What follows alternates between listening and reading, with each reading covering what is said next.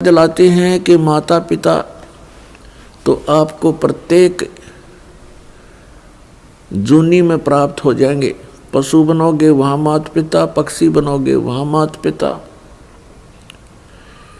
लेकिन सतगुरु सेवा और बंदगी ये फेर मिलन की ना। पुण्यात्माओं, मनुष्य शरीर के अंदर ही ये वस्तु उपलब्ध हो सकती है। मनुष्य शरीर के अंदर ही परमात्मा प्राप्ति हो सकती है और मनुष्य शरीर प्राप्त प्राणी को ही सत्संग उपलब्ध हो सकता है। पुण्यात्माओं, सत्संग मिलना बहुत कठिन है। सत्संग उसे कहते हैं जिसमें सच्चा ज्ञान हो। बाकी सत्संग नहीं है। जिनके ज्ञान ऐसे बच्चों जैसे हैं तो क्या वो संत सत्संग करते हैं? जो अभी तक परमात्मा को निराकार बताया करते थे, क्या वो सत्संग करते हैं? वो झूठ बोला करते थे। अभी तक जो ब्रह्मा विष्णु महेश के माता पिता कहते थे इनके कोई माता पिता नहीं है, इनकी जन्म मृत्यु नहीं होती, तो क्या वो सत्संग किया करते? जो संत ये बताते हैं सतलोक में प्रकाश ही प्रकाश है, भगवान है ही नहीं, आत्मा उसमें जाकर के ऐसे लीन हो जाती है जैसे बूंद समुद्र में, तो क्या वो सत्संग किया करते? वो हमारा जीवन नष्ट करते थे और अपना भी जीवन बर्बाद किया करते थे, तो वो सत्संग नहीं थे। और बोले श्रद्धालु उनके द्वारा दिए गए वचनों को सत्संग जानकर निश्चिंत हुए बैठे थे। अब सत्संग आपको अब प्राप्त हुआ है या उन महापुरुषों ने सत्संग किया था जिनको परमात्मा मिले थे? परमात्मा की प्राप्ति के उपरांत जिन्होंने जो वचन बोले वो सत्संग था। उनमें कौन कौन से महापुरुष थे जिनको परमेश्वर प्राप्ति हुई? जो दास के नॉलेज में है उनमें से चंद महापुरुषों के नाम इस प्रकार हैं। आदरणीय धर्मदास साहिब जी, आदरणीय मुलुकदास साहिब जी, आदरणीय नानक साहिब जी, आदरणीय दादू साहिब जी, आदरणीय गरीबदास साहिब जी, गांव छुडानी, जिला झज्जर, हरियाणा वाले, आदरणीय गीसादास साहिब जी, गांव खेखड़ा, जिला मेरठ, उत्तर प्रदेश वाले। इन महापुरुषों ने जो परमात्मा प्राप्ति के बाद जो वचन बोले वो सत्संग था, और इनके अतिरिक्त जो वचन इन महापुरुषों की वाणी से मेल नहीं खाते वो सत्संग नहीं है। अब इन महापुरुषों ने क्या बताया है? अनंत कोट ब्रह्मांड का एक रति नहीं भारे, सतगुरु पुरुष कबीर हैं ये कुल के सिरजनहारे। ना सतगुरु जननी जने उनके माने बापे, पिंड ब्रह्मंड से रहित हैं नावा तीनों तापे। परमात्मा स्वयं भी आकर के क्या बताते हैं कि चारों युग में संत पुकारे, कूक कहा हम हेल रे, हीरे माणिक मोती बरसे ये जग चुगता डेल रे। पुण्यात्माओं, परमात्मा के गुणों में, परमात्मा की लीला में जो सदग्रंथों में वर्णित है, स्पष्ट किया हुआ है कि वो परमात्मा ऊपर सतलोक में रहता, सचखंड में। संत भाषा में उसको सचखंड कहते हैं और वेद भाषा में उसको रतधाम बोलते हैं। रतधाम मीन सतधाम, सतलोक कहो, सतधाम कहो। संत भाषा में परमात्मा की उपाधि सतपुरुष, अकाल मूर्त, शब्द स्वरूपी राम, आदि से कहा जाता है। वेदों और गीता में उसको परम अक्षर ब्रह्म कहा है, सच्चिदानंद घन ब्रह्म कहा है, दिव्य परम पुरुष कहा है।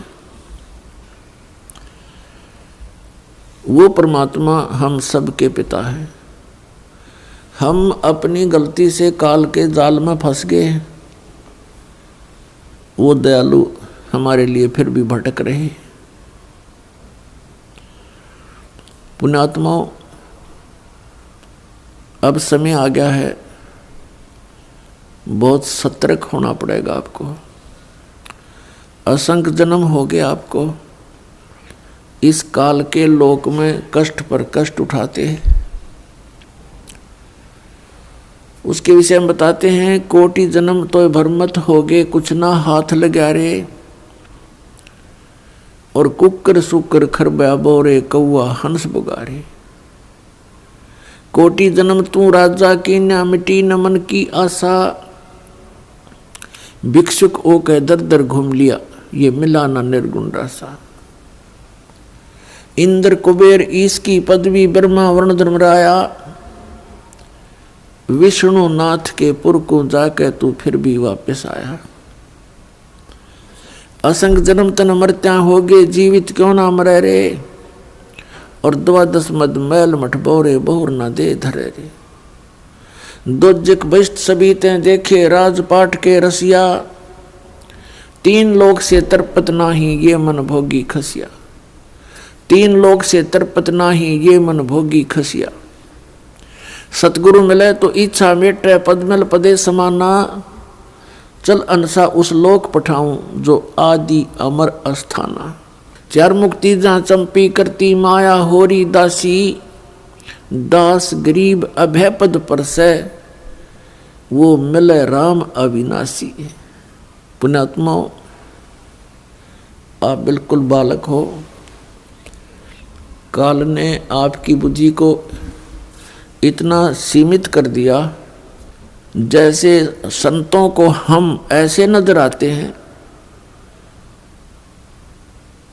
जैसे एक भैंस का बच्चा मर जाता है तो व्यापारी लोग क्या करते हैं, उसके खाल उतरवा लेते हैं बालों समेत, और उसको साफ करके उसके अंदर भूस भर देते हैं, भूस, और ऊपर से चमार से उसको सिलवा लेते हैं।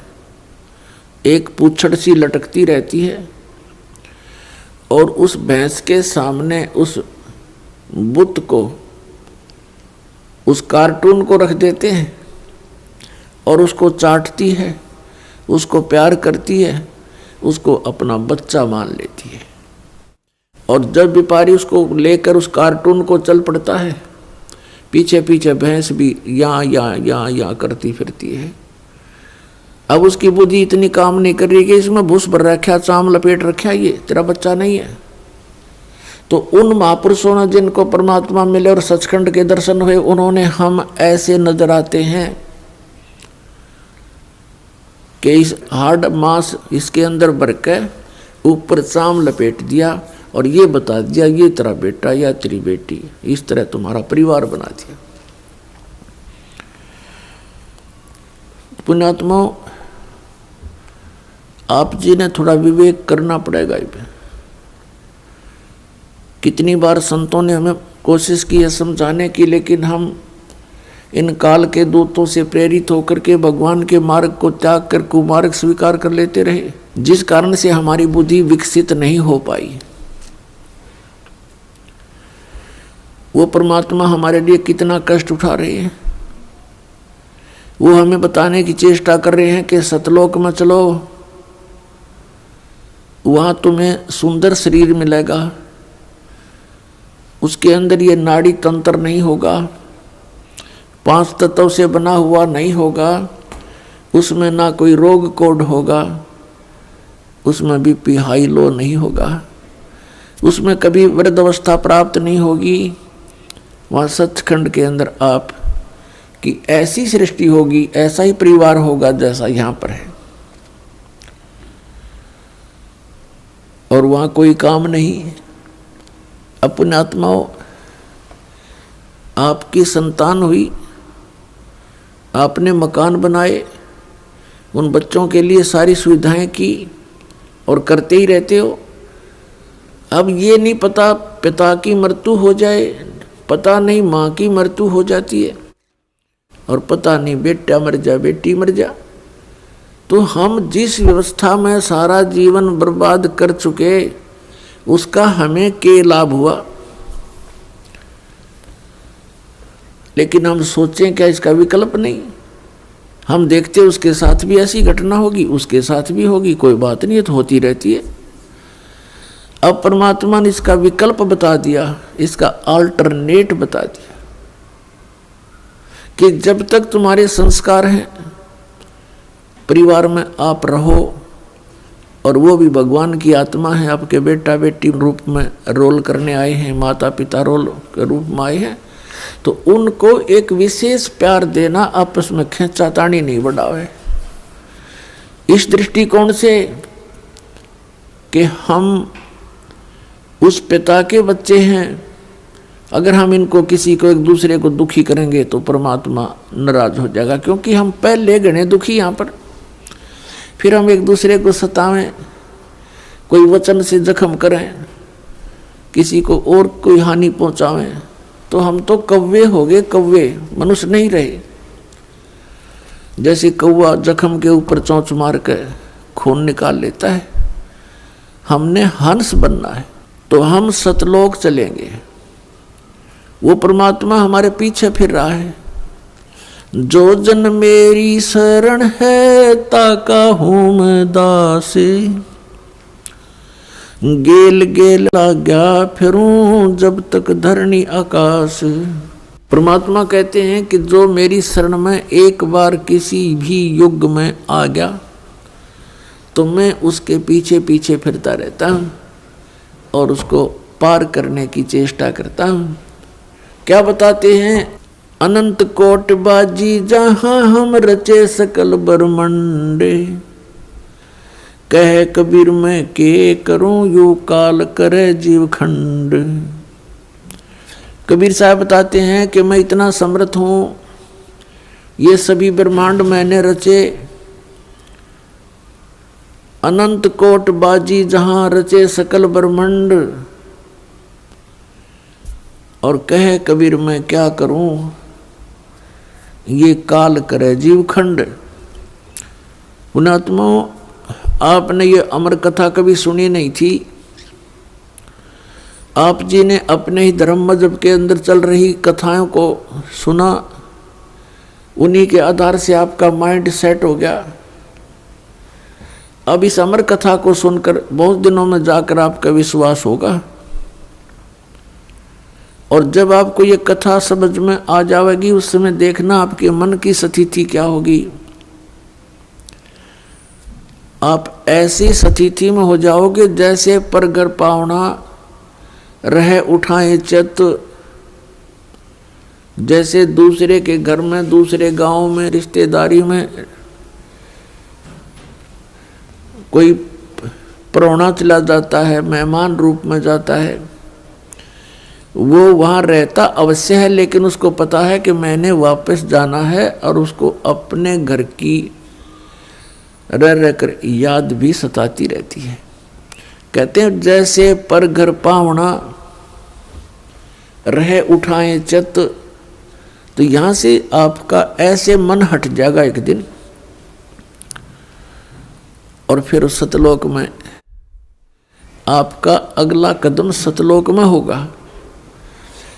अब परमात्मा ने हमें आकर बताया कि जब सबसे पहले मैं यहाँ आपके दुखों को देखकर इसमें प्रवेश किया काल के लोक में,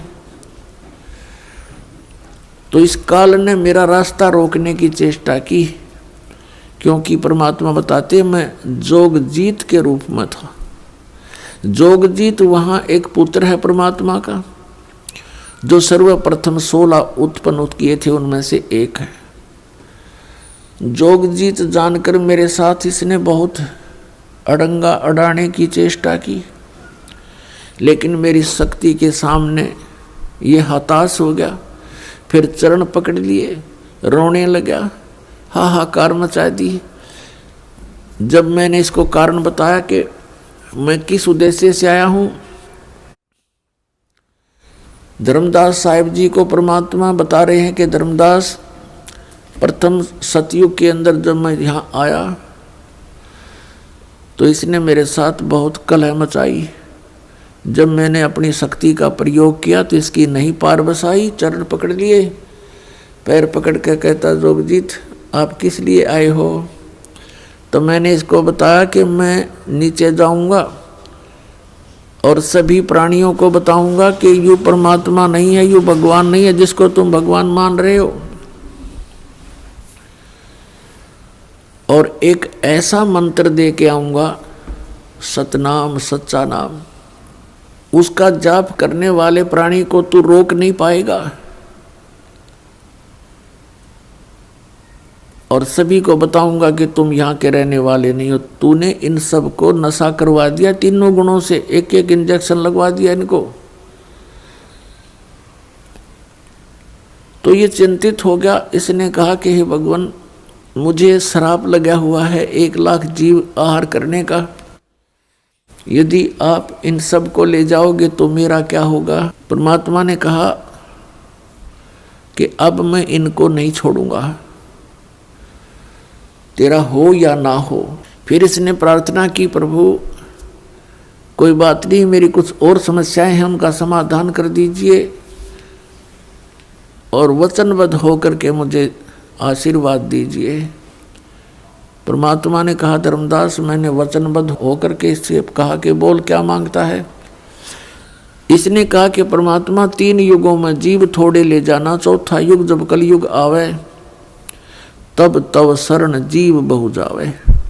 ऐसा वचन हर मोय दीजिए, तब तुम गवन संसार ही कीजिए। तो मैंने इसको कह दिया ठीक है, तथास्तु, कि ऐसा ही होगा। फिर इसने एक प्रार्थना और की थी कि परमात्मा जबरदस्ती ना करना हे बड़े भाई, क्योंकि जोगजीत रूप में खड़े थे परमात्मा और ये भी उन्हीं का भाई है। परमात्मा से, कबीर से उत्पत्ति हुई इस काल की ज्योति निरंजन की। और इसने कहा कि हे प्रभु, हे बड़े भाई, जबरदस्ती ना करना, जो आपके ज्ञान को स्वीकार करे वो आपका और हमारे ज्ञान को स्वीकार करे वो हमारा। आप ज्ञान दे करके अपना बनाना, बाई फोर्स ना करना, वो तो मालिक को पता। अब यहाँ प्रश्न उठता है पुण्यात्माओं बहुत सी, क्योंकि हमारे अंदर बहुत युगों से ये अज्ञान ठुका हुआ है, भरा हुआ है खचाखच। ये सच्चे ज्ञान को टिकने नहीं देता, ना जाने कितनी शंकाएं उत्पन्न होती हैं। एक शंका तो ये उत्पन्न होगी कि भाई भगवान ने जानी जान, कहते हैं परमात्मा जानी जान है, अंतर्यामी है, सर्वज्ञ है, फिर क्या उनको पता नहीं था ये ऐसे ऐसे वचन मांगेगा। इसको वचन ना देते सतयुग में ही हमें वापस ले जाते। तो ये तो पुण्यात्मा मन की बकवाद हैं, इस तरह के विचार जो जिसके अंदर आते हैं। हम सतलोक में रहा ही करते। यदि हम ऐसे टिकने वाले होते तो पहले ही ना वहीं रहा करते थे। आवश्यकता ही नहीं थी हमें यहाँ आने की, फिर भगवान को यहाँ दुख उठाने की हमारे लिए।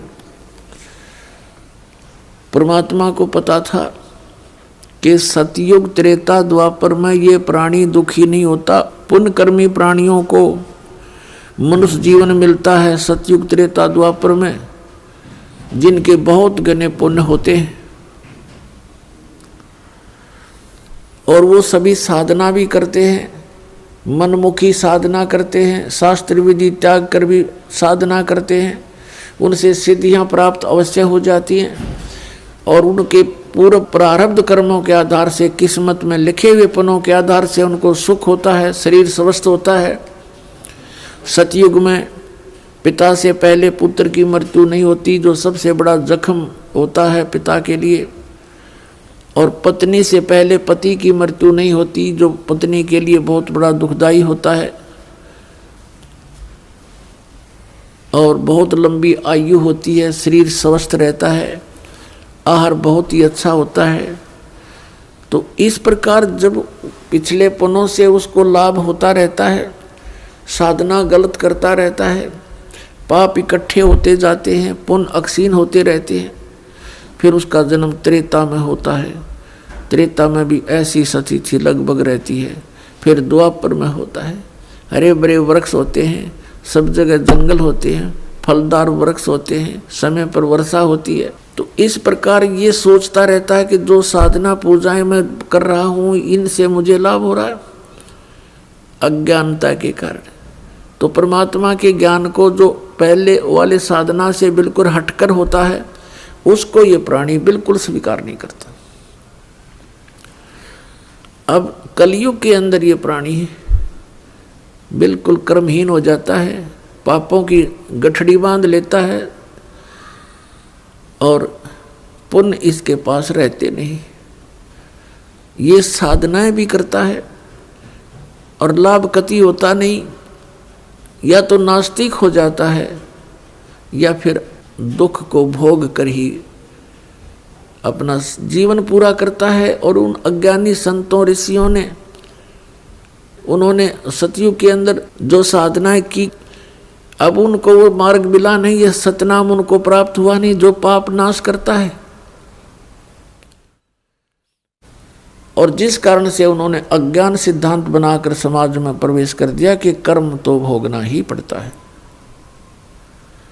प्रारब्ध में लिखा हुआ तो भोगना ही पड़ता है, इसको कोई चेंज नहीं कर सकता, इसमें कोई परिवर्तन नहीं हो सकता।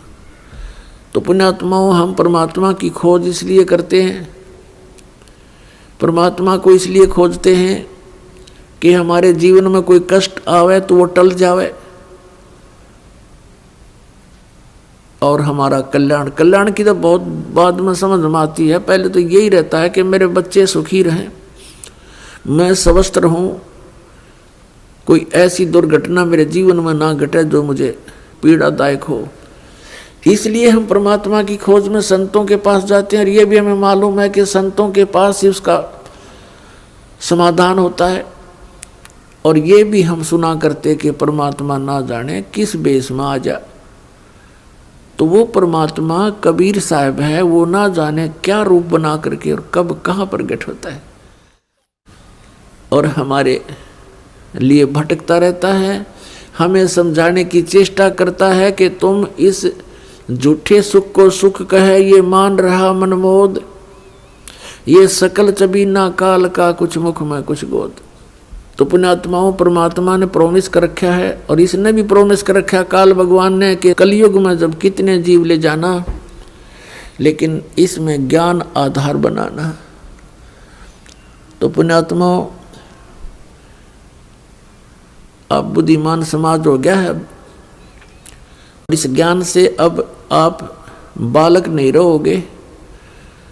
परमात्मा के प्रयत्न को गहराई से सोचना, वो क्यों भटक रहे हमारे लिए सतलोक न छोड़ के, क्योंकि हम उनके बालक हैं, हम उसकी आत्मा हैं।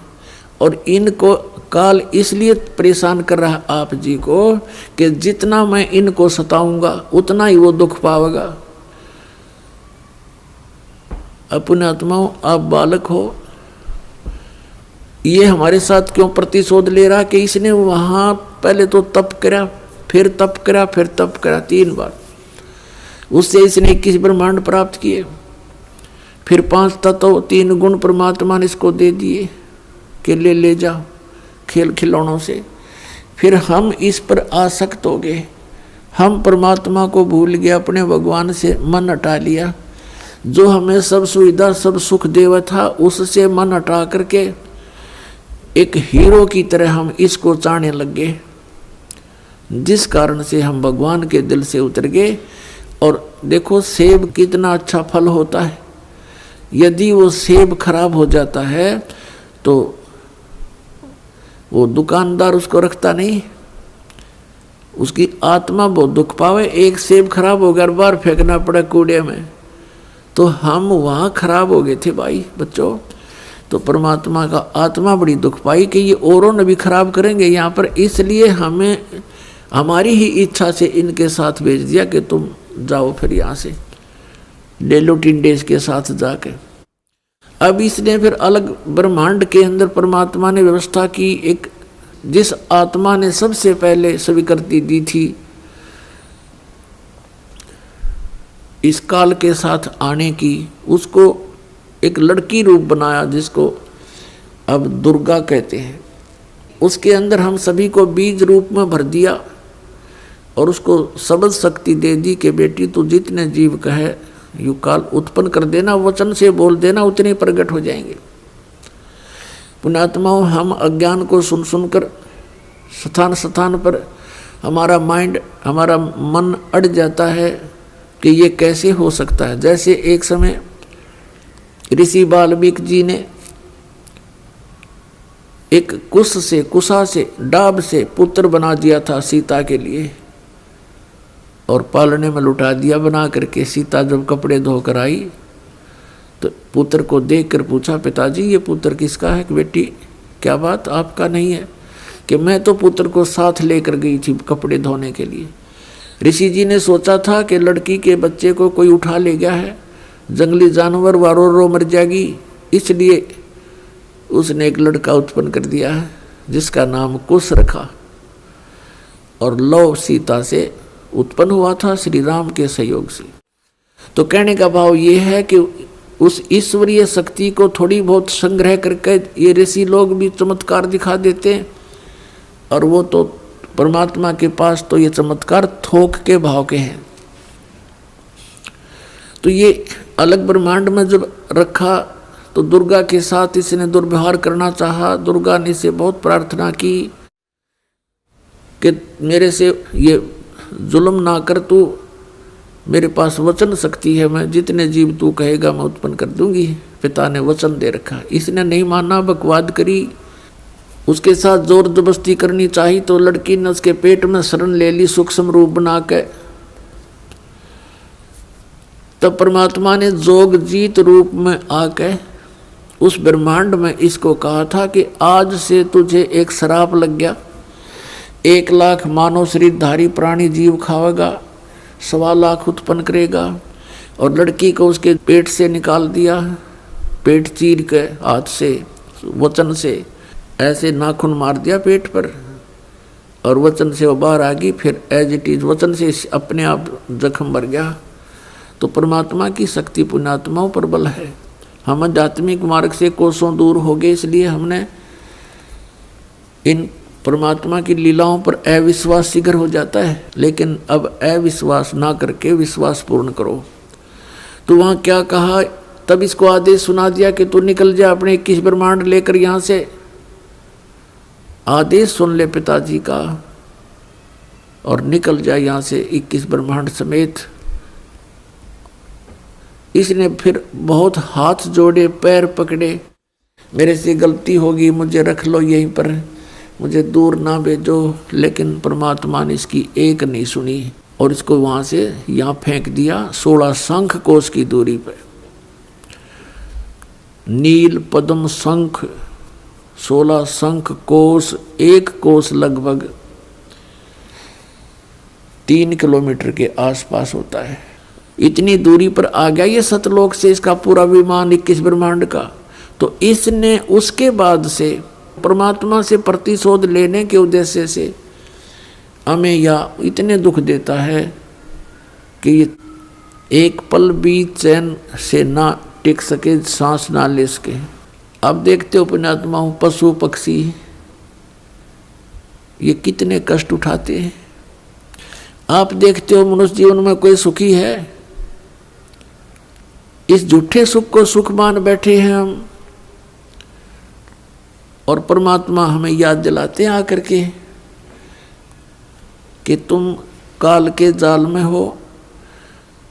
आप जी को इसने मिसगाइड करके इतना ही सीमित कर दिया आपकी बुद्धि को, संतानों उत्पत्ति, कोठी कार लेना, सारा जीवन ये सोच करके बुढ़ापे में सुखी होऊंगा मैं, बुढ़ापे में मेरा जीवन ठीक कट जाएगा, बढ़िया कोठी बना दूं, बच्चों को सुखी कर दूं, गनाए धन बना दूं। अपने आत्मा बुढ़ापे तक, पहली तो ये बात है कि बुढ़ापे तक आप रहोगे कि ना रहोगे, वृद्धावस्था तक। और वृद्ध अवस्था होने के बाद फिर सुख कहाँ से? वृद्ध अवस्था में सपने में भी सुख नहीं है। तो हमारी सारी ही सोच इस टाइप की थी जो हमें केवल दुख दे सकती है, सुख नहीं। बुढ़ापे में कभी तो जाड़ पड़वानी, कभी आंख बनवानी, और कभी कोई बच्चा कुछ बोल रहा है, कोई पुत्र वधू कुछ कह रही है, कहीं पौत्र को कोई गड़बड़ होगी, कहीं पौत्री का गड़बड़ होगी, कोई देवता मर गया, कोई देवती मर गई। तो ये सब कष्ट उस व्यक्ति को होते हैं जो वृद्ध अवस्था प्राप्त कर चुका है। और सोचा नहीं होता बुढ़ापे में सुखी हो जाऊंगा, इब तो धंधा करके बच्चा ने पाल पोष दूं। तो पुण्यात्मा बुढ़ापे में तो जिए जानेगा जिसा सुख होगा तुम्हें। तो इसलिए परमात्मा हमें याद दिलाते हैं कि जिस प्रोसेस में आप अपना सारा जीवन न्यौछावर किए बैठे हो, ये आपकी महाभूल है। इसके साथ साथ और भी कार्य आपका एक अनिवार्य है, वेरी इम्पोर्टेंट है। उसको तो आपने शुरू ही नहीं किया। अब जैसे हम देखा करते थे, बुजुर्ग आपस में बैठ कर बतलाया करते थे, क्या कहते थे, और भाई कुशल हो? तो वो कहता था मौज हो रही है, कत्ती ठाठ हो गए, 2 बेटे थे 2 बेटी, सबका विवाह कर दिया, पुत्र पर भी पुत्र हो गया, पुत्रियों पर भी पुत्र हो गए, और बस मेरा तो जीवन सफल हो गया। अब बेशक उठा ले भगवान मने, मुझे बेशक उठा ले परमात्मा, मेरा काम पूरा हो गया। अब इस तत्व ज्ञान की रोशनी में पता चला कि खाक पूरा हो गया तेरा समय, जीवन कहाँ से सफल हुआ? जीवन तो बर्बाद हो गया आपका। और जो कुछ भी आपको प्राप्त हुआ ये तो पूर्व प्रारब्ध में आपका लिखा हुआ था, आपका किया हुआ नहीं, आपका चाहा हुआ नहीं। जैसे संतान होते ही एक ऐसी हमारी मन में काल ने ऐसी प्रेरणा कर रखी है कि हे भगवान बच्चा हो और पुत्र हो, पहला पुत्र हो फिर पुत्री बेशक हो जा। ऐसी टेंडेंसी श्लोक वेद से हमारी बनी हुई है जो बिल्कुल व्यर्थ है। अब विवाह हुआ, प्रथम लड़की होगी, फिर सोचा ये भगवान दूसरा तो पुत्र होना चाहिए, दूसरी भी कन्या होगी, फिर कहा हे भगवान तीसरा तो पुत्र हो, तीसरी भी कन्या होगी, चौथी आशा पुत्र की थी, चौथी भी कन्या, पांचवी भी कन्या होगी। तो क्या आपका किया हुआ या आपका चाहा हुआ? नहीं, जो आपकी किस्मत में था वही आपको मिला। तो आप कहते हो कि मेरा जीवन सफल हो गया, ये तो आपका होना ही था। आपने जो इस जीवन में एक इम्पोर्टेंट कार्य और करना था, अनिवार्य कार्य करना था, वो तो तुमने स्टार्ट भी ना किया। इसकी याद दिलाने के लिए परमात्मा सतलोक से आते हैं। यहाँ के भगवान और यहाँ के ये संत हमें केवल इस माया में ही डबोते हैं, इसी में डालते हैं, हमारे को बाहर निकाल नहीं सकते क्योंकि इनकी पावर नहीं। वो तो स्वयं आते हैं या अपने ही संत बना करके यहाँ भेजते हैं, अपनी भक्ति शक्ति से चार्ज करके भेज देते हैं, और फिर वो संत ये काम किया करते हैं। नहीं, आम संत की कोई औकात नहीं जो काल के सामने इस प्रकार का कोई कदम उठा ले। अब क्या बताते हैं परमात्मा, हम सुल्तानी नानक तारे दादू को उपदेश दिया, जात जुलाहा भेद न पाया वो काशी माहे कबीर हुआ। गोता मारू स्वर्ग में जा बैठूं पाताले, गरीबदास ढूंढता फिरूं अपने हीरे मोती लाले। परमात्मा कबीर साहब कहते हैं कि गोता मारूं स्वर्ग में और जा बैठूं पाताल, कह कबीर ढूंढता फिरूं अपने हीरे मोती लाल। अब जैसे आपको कल सत्संग के अंदर दिखाया था, रूबरू करा था उन पवित्र सदग्रंथ वेदों से। उसमें क्या लिखा कि परमात्मा ऊपर ध्युलोक यानी तेजो में शरीर में और तेजो में लोक में राजा के समान विराजमान है, और वहां से गति करके नीचे आता है और बहुत अत्यंत गतिशील पदार्थ के समान, जैसे आकाशीय बिजली गिरती है नीचे बहुत स्पीड से, ऐसे परमात्मा सतलोक से गमन करके चल के यहाँ आते। तो वो परमात्मा अच्छी आत्माओं को मिलते हैं, उनको उपदेश करते हैं, तत्व ज्ञान से परिचित कराते हैं, अपने से परिचित कराते हैं। तो उन महापुरुषों ने जो ज्ञान दिया वो परमात्मा से प्राप्त ज्ञान दिया। उनमें से अब्राहिम सुल्तान अधम भी एक महापुरुष हैं।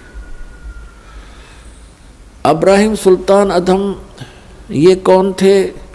एक बल्ख नाम का शहर है, बल्ख बुखारा, इराक के अंदर, और वहाँ का एक अब्राहिम सुल्तान अदम नाम का एक मुसलमान बादशाह था। पूर्व जन्म के संस्कार से उसके इतने ठाठ कर रखे थे, भगवान ने 18 करोड़ घोड़े खरीद रखे थे। पुण्यात्माओं, जब तक इस प्राणी को तत्व ज्ञान नहीं होता, यहाँ के ये कंकर पत्थर जोड़ने में ही लगा रहता है। उसने कहते हैं 16,000 औरतें से विलास करता था, 18 करोड़ घोड़े। गांव में पहले यदि एक घोड़ा किसी के पास होता तो बहुत बड़ा वो वहाँ का ठाकुर माना जाता था, बड़ा रईस व्यक्ति माना जाता था जो घोड़े पर चलता था, एक घोड़े पे। जैसे आजकल तो जिसके पास कार है उसको बहुत अच्छा धनी मानते हैं, तो उस समय घोड़े से ही उसके धन को क्या करते थे, काउंटिंग करते थे। तो इस प्रकार 18 करोड़ घोड़े उसके पास, और ऊंट 8 तक गिनती नहीं, बहुत गिने थे। कहने का भाव यह है कि सर्वसंपन्न राजा था, लेकिन पिछले संस्कार भी साथ होते हैं। अब वो चाहे कितने ही सुख को प्राप्त है, लेकिन परमात्मा की चाह आत्मा को फिर भी बनी होती है। एक दिन वो सो रहा था ऊपर अपने महल की छत पर, गर्मियों के दिन। परमात्मा कहते हैं सोचल सीधर मैं करूं अपने जन के काज। तो वहां कहीं पड़ोस में थोड़ी सी दूरी पर एक सत्संग हो रहा था।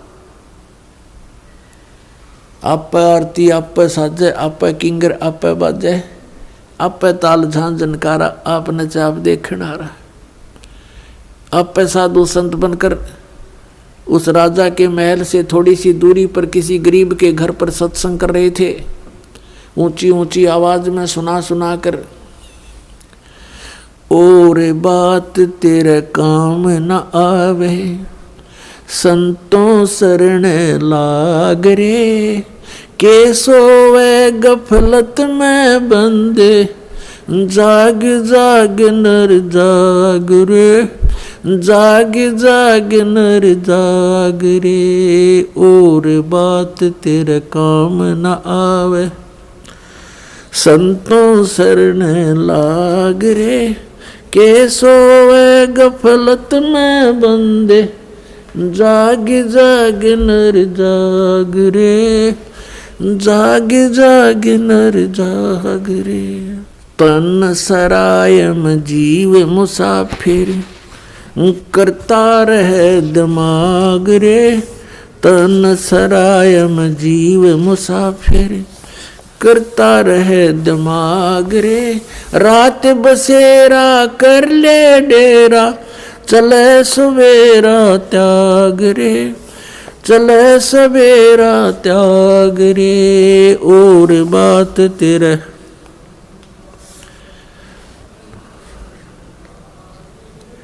के सोए गफलत में बंदे, जाग जाग नर जाग रे, जाग जाग नर जाग रे।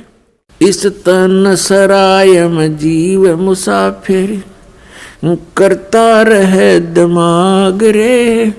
इस तन सराय में जीव मुसाफिर करता रहे दिमाग रे। रात बसेरा कर ले डेरा चले सवेरा त्याग रे, चले सवेरा त्याग रे। और बात तेरे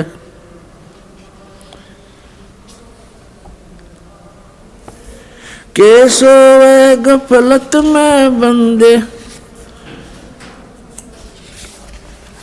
जाग जाग नर जाग रे। उमदा चोला बण्या अमोला लगे दाग पे दाग रे।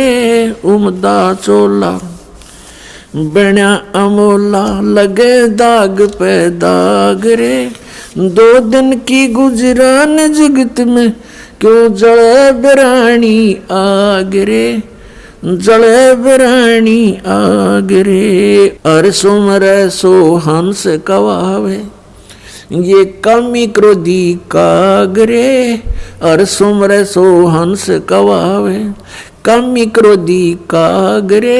बोरा न भर में विष के बन में चल बेगमपुरी बाग रे, चल बेगमपुरी बाग रे। और बात तेरे काम न आवे संतों शरण लाग रे। के सोवे गफलत में बंदे भाई शब्द सैन सतगुरु की पिछाणी पाया अटल सुहाग रे। शब्द सैन सतगुरु की पिछाणी पाया अटल सुहाग रे। नितानंद महबूब गुमानी परगटे पूर्ण बाग रे, परगटे पूर्ण बाग रे। और बात तेरे काम न आवे संतों शरण लाग रे। के सोवे गफलत में बंदे जाग जाग नर जाग रे, जाग जाग नर जाग रे। पुण्यात्मा कबीर परमेश्वर जी अपनी प्यारी आत्मा को काल के जाल से निकालने के लिए कितना संघर्ष करते हैं। उसके लिए परमात्मा ने ज्ञान को ही आधार बनाया है। इब्राहिम सुल्तान अधम बहुत ही अच्छी आत्मा का व्यक्ति था। परमात्मा की खोज में, अल्लाह की चाह में साधु संतों से बहुत प्यार करता था। उसको जहाँ भी कोई संत मिल जाता या किसी संत की महात्मा की वो चर्चा सुनता, या तो उसको अपने पास बुला लेता था या स्वयं दर्शनार्थ चला जाता था। अपने आत्माओं काल ने तो ऐसा कर रखा हमारे साथ, ये नकली संत, नकली पंथ और डुप्लीकेट ज्ञान सुना के कि इनको नास्तिक बना दूं। एक संत के ऊपर वो बहुत विश्वास किया करता था और वो इब्राहिम सुल्तान उस फकीर के पास बहुत ज़्यादा उसके पास जाता था या उसको अपने पास बुलाता था, खूब दक्षिणा दिया करता था। और वो 1 नंबर का पाखंडी था। एक बार राजा ने, क्योंकि वो बहुत धनी व्यक्ति था, बहुत धनी राजा था, वो जूते जो होते हैं जूती पे पहना करते, पहले आप जूते कहने लग गए उन्हें। उन जूते होते थे, जो जूती थी, एक जूती की कीमत 1.25 लाख रुपए थी। उस समय का तो 1.25 करोड़ हो गए एक जूती की कीमत। उस जूतों के ऊपर हीरे, पन्ने, जवाहरात, मोती सब जगह उसमें गठे होते थे। एक उस राजा ने एक अंगूठी बनवाई जो बहुत कीमती थी, सोने की, उसके अंदर हीरे, मोती और ये इस तरह के कुछ नग लगवा रखे थे, बहुत ऊंची, अच्छी, चौड़ी। अब उस संत की वो बहुत आदर करता था, विश्वास किया करता था एक फकीर पर। वो डुप्लीकेट ठग था। उसने राजा की अंगूठी देखी। जूते तो मैं छुपा नहीं सकता, अंगूठी कैसे ले सकता हूँ। उसने वैसी ही अंगूठी एक डुप्लीकेट बनवा ली, पीतल की, मिलती जुलती कती। और राजा से कहा कि राजा आज नौका विहार करते हैं, मेरे साथ चलो। राजा तुरंत तैयार हो गया फकीर का आदेश मानकर। नाविक नौका चला रहा है, राजा और फकीर उसके ऊपर कुर्सी पर बैठे हैं। अब फकीर ने कहा कि राजन, ये अंगूठी कैसी बनवा ली, कैसी है, दिखाना मुझे। अंगूठी कब बनवाई? कि जी अभी बनवाई है, कुछ दिन हो गए, कई बार पहन ली, आपके ध्यान नहीं गया, देखो देखो निकाल कर। राजा ने कहा देखो देख लो, देखो ऐसी है। अब वो तो डुप्लीकेट था, उसने लेकर ऐसे और कहा, उसने क्या कहा कि हम फकीरों के क्या काम ये अंगूठी। अब वो ओरिजिनल पल देखता रहा और कहा देखो राजा, ये इधर क्यों जा रहा नाविक तू? तो राजा का ध्यान उधर हुआ, वह डुप्लीकेट निकाल ली, वह डाल ली, हाथ में ले ली और कहा राजन, अंगूठी तो बहुत अच्छी है पर साधु संतों के क्या काम की, जल में फेंक दी। अब राजा ने सोचा भाई बड़ा त्यागी विरागी महात्मा, इसको तो संसारिक धन से भी कोई लगाव नहीं है, और ज्यादा आस्था होगी इसमें। फिर खूब वो दान दे। राजा रोके नहीं, हमें क्या जरूरत है, हमें क्या जरूरत है, कोई नहीं, दे दे, हम लगा देंगे, इधर भंडारा कर देंगे। अब नाट्य भी ले भोली आत्मा जो होती है वो श्रद्धालु, वो केवल अपने स्वभाव का ही प्रयोग करते हैं, सामने वाले की बकवादों पर ध्यान नहीं देते हैं। इसका दुरुपयोग किया इन लोगों ने, नकलियों ने। तो कुछ दिनों के बाद क्या हुआ, फकीर के और चेले की आपस में बिगड़ गई, जिसने वह अंगूठी बनवाई थी नकली, उनकी आपस में कहा सुनी होगी, बात बहुत बढ़ गई और चेला उससे अक्षुब्ध होकर के उसने मंत्री से संपर्क किया, राजा के मंत्री से, कि ऐसे ऐसे इसने राजा के साथ धोखा किया है, ये धोखेबाज ठग व्यक्ति है। वो अंगूठी जो इसने जल में फेंकी थी वो डुप्लीकेट थी, मैंने इसको बनवा कर दी थी, इसने मेरे से बनवाई थी। ये बात फकीर ने राजा के सामने डरते डरते कही कि कहीं राजा नाराज ना हो जा के साधु संतों के बारे में ऐसे नहीं बोलना चाहिए। राजा इतना विश्वास करता था कि पूछा, वजीर तेरे को किसने बताया है? वो चेला बुलाया कि इस चेले ने बताई है। उस चेले से कहा कि फकीर के बारे में ऐसी बातें करना बच्चा पाप लगता है। उसने कहा जी मैं कसम खाकर कहता हूँ ये निकम्मा आदमी है, ये भक्त नहीं है, संत नहीं है। राजा बड़ा विश्वासी था, उसने कहा कि देख ले भाई चेला राम, जया बात झूठी पागी तो तेरी गर्दन काट दूंगा। नो बोला जी बेस से काट दियो। राजा ने देखा कि बड़ा कॉन्फिडेंस से बात कर रहा